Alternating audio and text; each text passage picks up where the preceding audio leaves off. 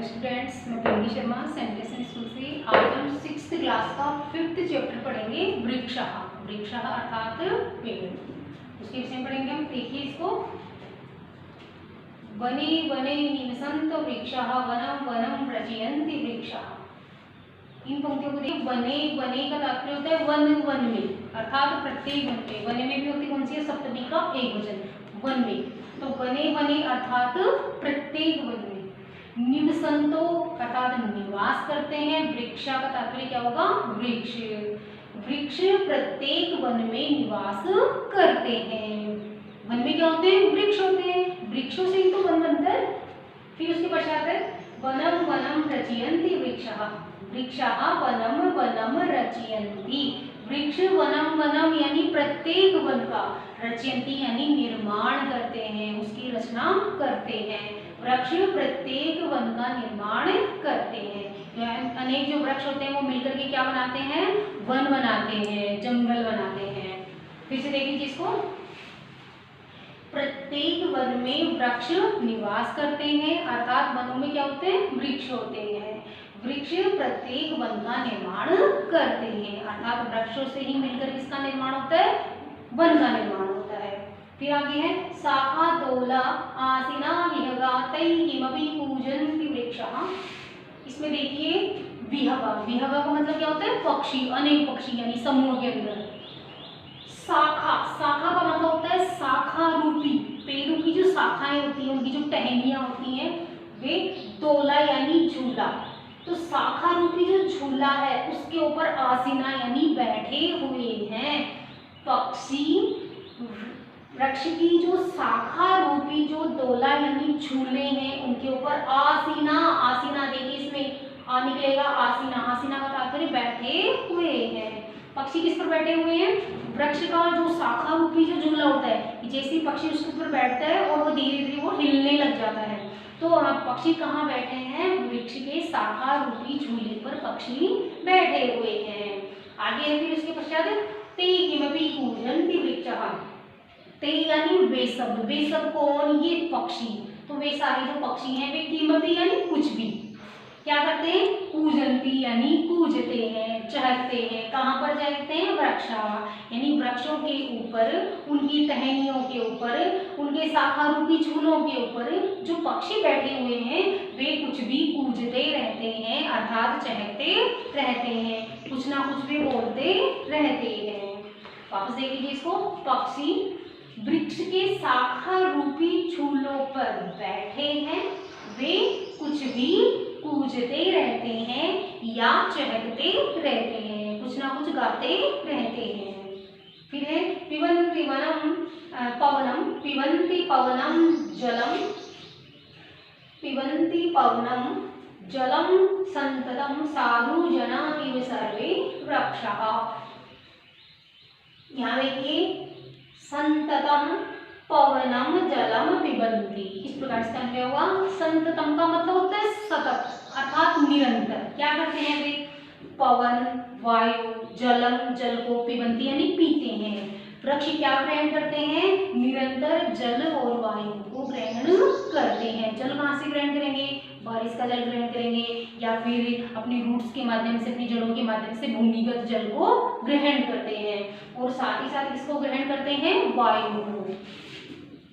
आगे देखिए साधु जना इव सर्वे वृक्षः। सर्वे वृक्षः सभी जो वृक्ष हैं वे साधु जना इव साधु के समान। साधु जना का मतलब क्या हो गया? सज्जन लोगों के इव यानी समान रहते हैं, एक ही जगह पर स्थिर रहते हैं। और क्या ग्रहण करते हैं? वो वायु और जल को ही ग्रहण करते हैं। और जो साधु होते हैं, जो सन्यासी होते हैं, जो अखंड साधनाएं करते हैं, वे भी केवल प्रकृति प्रदत्त वायु और जल को ग्रहण करके ही जीवित रहते हैं। उसी प्रकार से ये जो वृक्ष भी किसके समान है?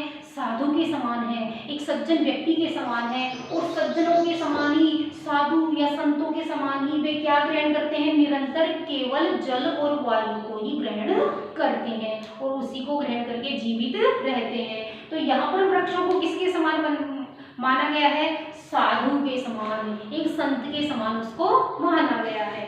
अगला देखिए, इस स्पर्शन्ति पादैः पातालं च नभः शिरस्सु वहन्ति वृक्षाः। इसमें देखिए आगे, पादैः, पादैः का मतलब होता है अपने पैरों के द्वारा, पातालम च स्पर्शन्ति, पादैः यानी पैरों के द्वारा, पाताल को, पाताल कहाँ है, नीचे, धरती के नीचे।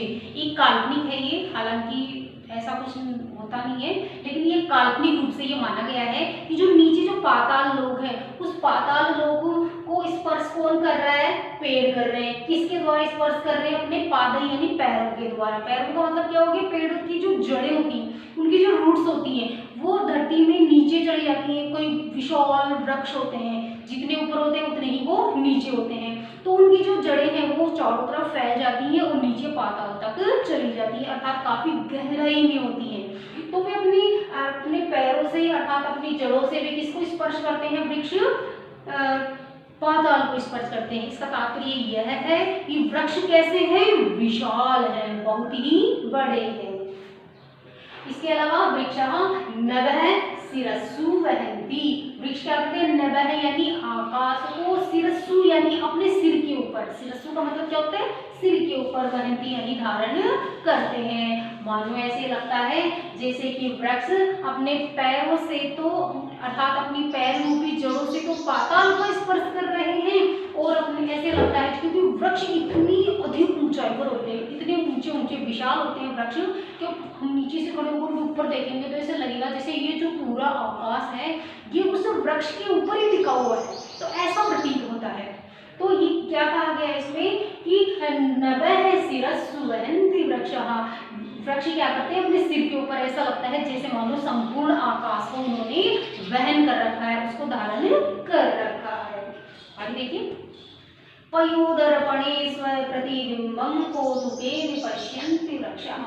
पयोदर्पणे, पयोदर्पणे का तात्पर्य होता है जल, पय का मतलब क्या होता है, जल रूपी, दर्पणे यानी दर्पण में, जल रूपी दर्पण में, जल रूपी आईने में, मिरर में क्या करते हैं वो, स्वयं प्रतिबिंबम अपने प्रतिबिंब को, कौतुकेन पश्यन्ति वृक्षः पयोदर्पणे स्वयं प्रतिबिंबम कौतुकेन पश्यति, यह अन्वय है इसका। और इसके अनुसार क्या निकलेगा, वृक्ष जल रूपी दर्पण में या जल रूपी आईने में अपने स्वयं अपने प्रतिबिंबम, प्रतिबिंब को, प्रतिबिंब यानी प्रतिछाया जो होती है उसको, कौतुकेन यानी आश्चर्यचकित होकर के या अचरज के साथ में, पश्यन्ति यानी देखते हैं। कि वृक्ष हैं उनके, जैसे मान लीजिए किसी वृक्ष तट के किनारे हैं, जैसे मान लीजिए वो नदी का किनारा है, समुद्र का किनारा है, वहां पर यदि वृक्ष है तो वृक्षों को पानी के अंदर क्या दिखाई देगा, अपना प्रतिबिंब दिखाई देगा। तो उसके विषय में बताया गया है कि वृक्ष जल रूपी दर्पण में अपने प्रतिबिंब को आश्चर्यचकित होकर देखते हैं, अपनी सुंदरता को वे निहारते हैं।